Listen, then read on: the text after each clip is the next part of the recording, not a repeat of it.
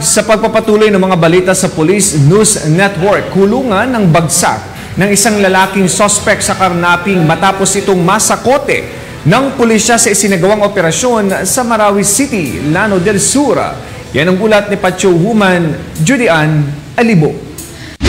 Ang wanted person sa kasong karnaping sa isinagawang operasyon sa Marawi City, Lanao del Sur nito lamang ika-2 ng Hunyo taong kasalukuyan. Kinilala ni Police Major Jake P. Capilti, officer in charge ng Aurora Municipal Police Station, ang suspect na si alias Bonha, 21 gulang, na residente ng Sitio Kabaturan, Barangay Micolabo, Picong, Lanao del Sur. Naging matagumpay ang isinagawang operasyon ng mga operatiba ng Aurora MPS, katuwang ang Picong MPS, Marawi City Police Station, Provincial Special Operation Group, Lanao del Sur PPO, 1st at 2nd Provincial Mobile Force Company, Lanao del Sur PPO, na nagresulta sa pagkakaresto sa suspect sa bisa ng warrant of arrest. Sa kasong karnaping na inisyu ni Honorable Annalyn Ramas Costanilla, presiding judge ng Judicial Region Branch 30 Aurora, Zamboanga del Sur, noong ika-20 ng Mayo taong kasalukuyan na may narekomendang piyansang 300,000 pesos. Samantala, ang naarestong suspect ay binasahan ng kanyang karapatan na kanyang nauunawaan at kasalukuyang nasa kustodiya ng Marawi City Police Station para sa dokumentasyon at tamang disposisyon.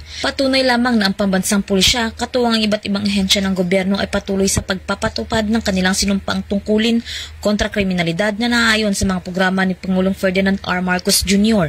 na magkaroon ng maunlad na bansa para sa sambayan ng Pilipino tungo sa isang bagong Pilipinas. Mula rito sa rehiyon ng Bangsamoro, ako ang inyong PNN correspondent, Patrolwoman Judy Ann Alibo, alagad ng batas, tagataguyod ng Balitang Pulis.